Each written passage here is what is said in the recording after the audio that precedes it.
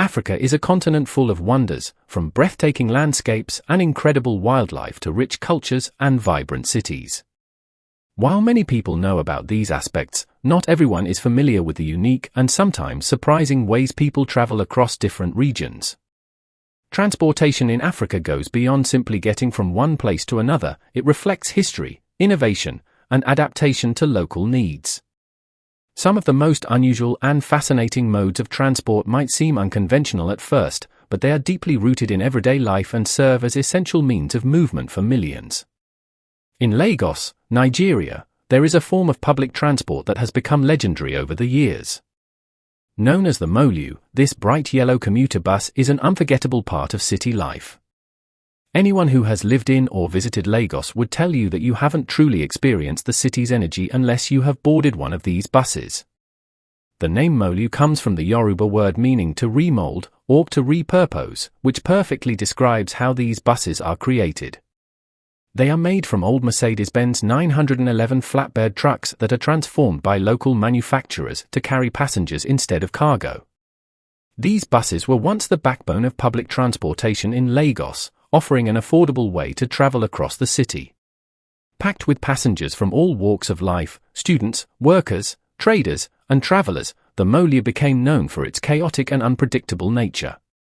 Riding a Molu, especially during rush hour, is an experience unlike any other. As the bus approaches, a crowd gathers, each person determined to secure a spot inside. The moment the doors open, a frenzy begins. People push, shove, and scramble, desperate to get in before the bus fills up. There is no room for politeness or hesitation, only the bold and quick make it inside. Once everyone is crammed in, the madness fades, and passengers settle into the bumpy ride, focusing on their destination. Despite their legendary status, Molus have gradually been replaced by more modern and comfortable buses. However, in certain areas of Lagos, a few of these iconic yellow buses can still be seen, serving as a reminder of a time when they ruled the roads. In Ivory Coast, a new and environmentally friendly mode of transportation has been changing the way people move around. With about 80% of vehicles in the country being imported and many of them old and highly polluting, the need for a cleaner alternative became clear. This led to the introduction of solar-powered taxis, an innovative solution that has gained popularity in urban areas. These taxis are not just visually striking with their sleek designs, but they also operate without emitting harmful fumes. Each taxi is covered in solar panels and fitted with high-capacity batteries that provide a driving range of up to 87 miles. They offer a smooth, quiet ride, a stark contrast to the noisy, smoke-producing vehicles that once dominated the roads. The introduction of solar-powered taxis is largely credited to an Ivorian entrepreneur, Mark Toby, who became fascinated with solar technology after a visit to China. Inspired by what he learned, he set out to develop these sustainable taxis in his home country. Today, these vehicles are widely used, not only by residents but also by businesses that transport goods and food. The taxis are designed to be versatile, with space to carry various types of cargo, making them highly practical for different needs. Their affordability and efficiency have made them a preferred option for many, and they have been embraced by local communities as a step toward reducing pollution. Tourists visiting Ivory Coast also find these taxis to be an exciting way to explore the country, as they provide a comfortable and unique experience while blending seamlessly into the beautiful urban landscapes. In South Africa and several other African nations, a fun and efficient mode of transport has become increasingly popular. The three-wheeled tuk-tuk, originally from India and Thailand, has made its way into African streets, offering a quick and budget-friendly way to get around. Although known by different names in various countries, Bajaji in Tanzania, Keke in Nigeria, and Boda Boda in East Africa, the experience remains the same. These compact vehicles are designed for short-distance travel, making them ideal for navigating through busy city streets. Despite their small size, tuk-tuks are surprisingly spacious and can comfortably accommodate 3 passengers in the back. Some drivers even allow an extra person to sit beside them in the front, maximizing space. They are also equipped with a small storage area behind the seats, making it easy to carry luggage, shopping bags, or other items. One of the best things about tuk-tuks is the open-air ride they provide, allowing passengers to take in the surroundings while enjoying the breeze. Even when it rains or gets too hot, most tuk-tuks have protective curtains made from thick material that can be rolled down to shield passengers from the elements. These vehicles are widely used by different groups of people. Tourists love them for their exciting and unique travel experience, students rely on them as an affordable transport option, and business professionals find them convenient for getting around quickly without worrying about fuel costs. In Madagascar, a traditional mode of transport known as the paus-paus has remained an essential part of daily life.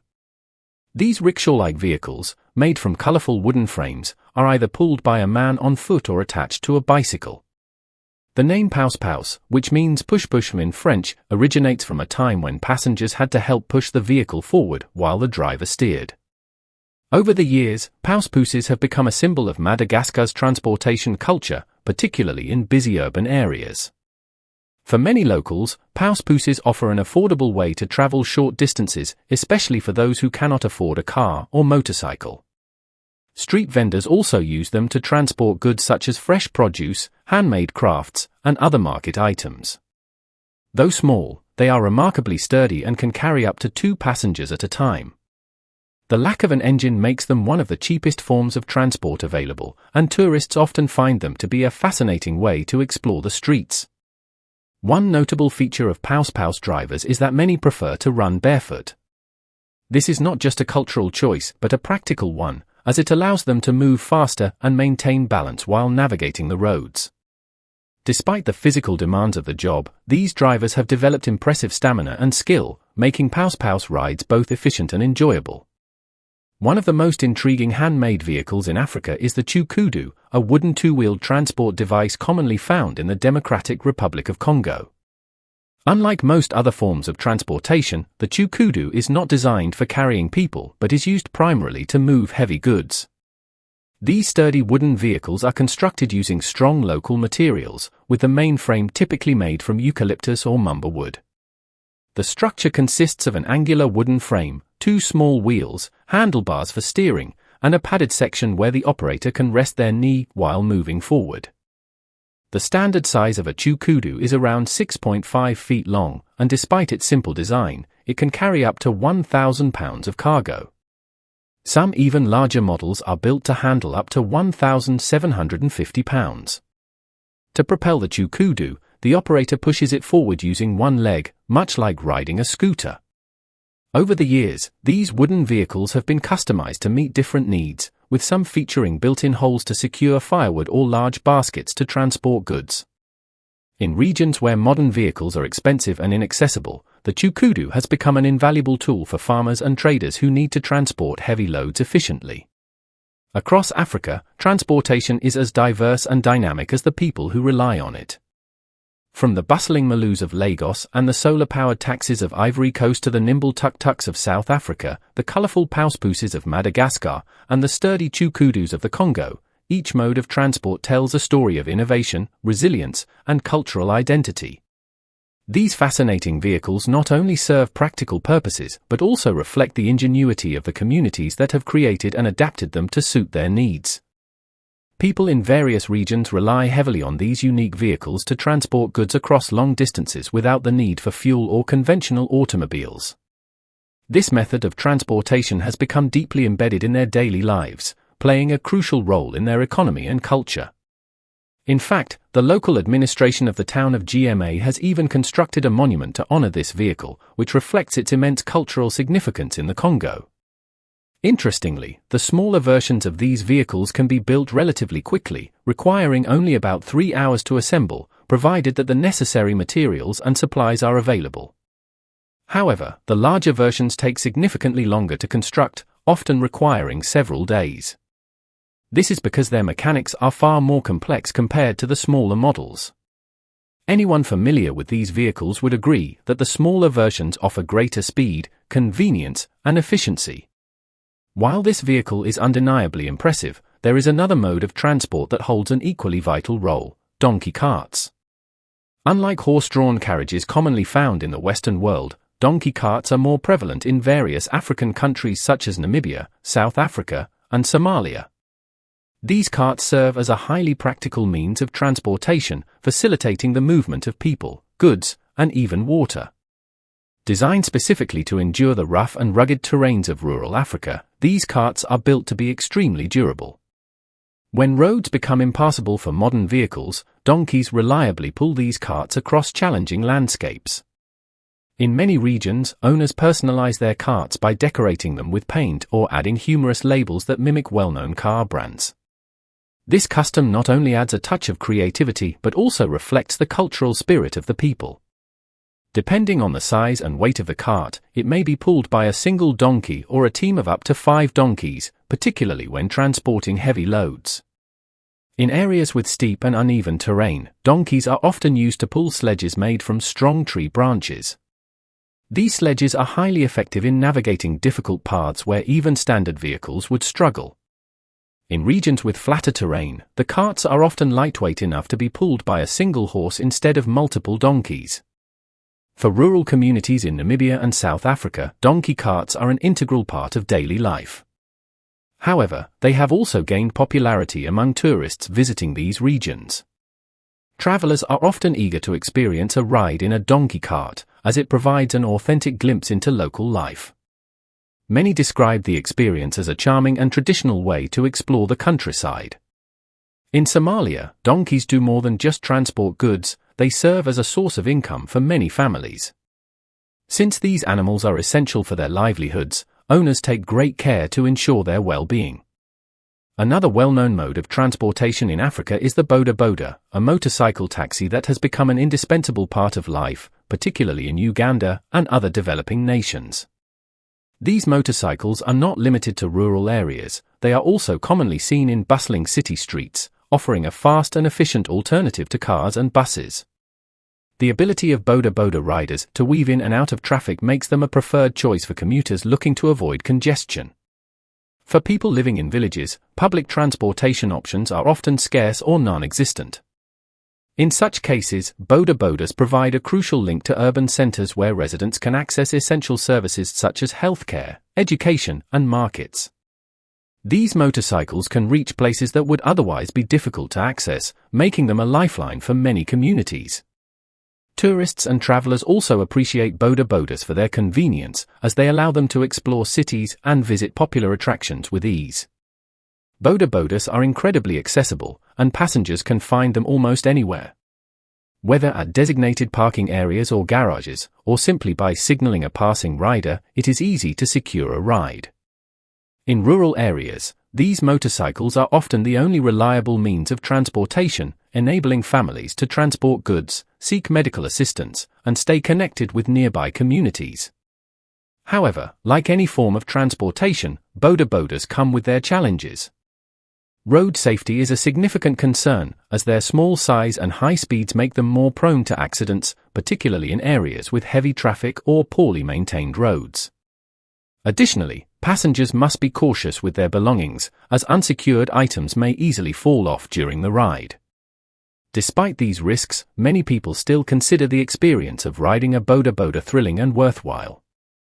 In Kenya, another popular mode of transportation is the Matatu, a vibrant and affordable minibus system. These minibuses have become a fundamental part of Kenyan life, serving as the go-to transportation option for both locals and visitors. The word Matatu originates from Swahili and means 3, referencing the 3 pennies passengers initially paid for fare when the system first began in the 1970s. Over time, the Matatu industry has evolved. Today, these minibuses are not just known for their affordability but also for their colorful and lively designs. In their standard form, Matatus are white Nissan minibuses. However, many of them undergo elaborate transformations, featuring bright paint, graffiti, flashing lights, and unique artwork.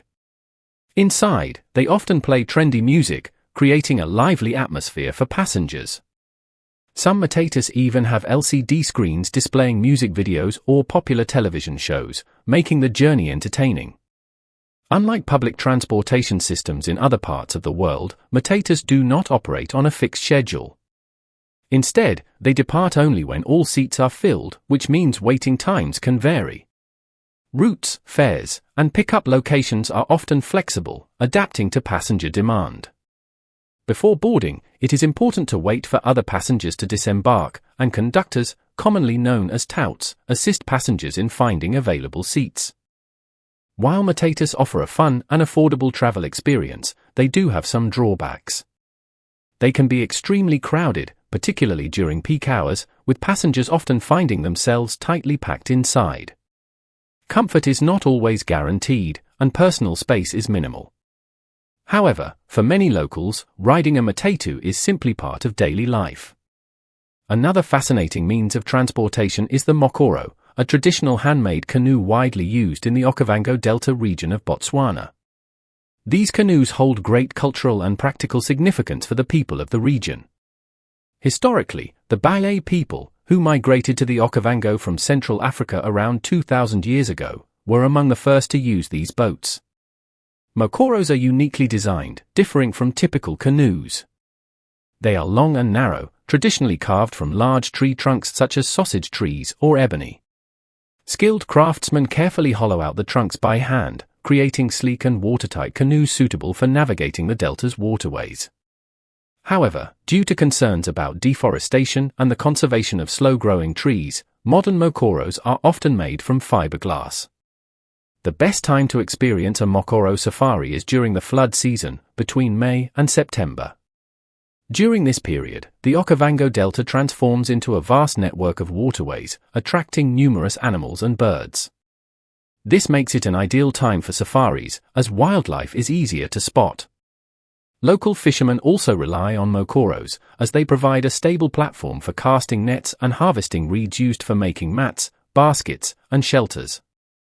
For tourists, Mokoro safaris offer an unparalleled way to explore the delta. These canoes can access areas that larger boats cannot, allowing travelers to experience the region's breathtaking scenery and wildlife from up close.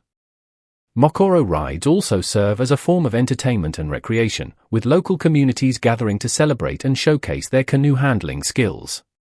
In Morocco, another traditional form of transport is the Kalesh, a charming horse-drawn carriage commonly used for city tours. These stylish carriages originated in France in the 19th century, where they were popular for short summer journeys. The term Kalesh made its way into Moroccan vocabulary during the French colonization in the 1950s and has since become deeply ingrained in local culture. Kalesh carriages are lightweight and designed for practicality. They feature small front wheels and larger back wheels, with enough seating space to accommodate 4 to 6 passengers. Typically drawn by 2 horses of equal height, these carriages offer a balanced and graceful ride through the city streets. In the past, there were concerns about the well-being of Kalesh horses, as many were overworked and underfed. However, recent regulations have improved their conditions, ensuring they receive better care. Although Kalesh rides are not as common as they once were, they remain an iconic part of Moroccan culture, allowing tourists to explore the city in a relaxing and traditional manner.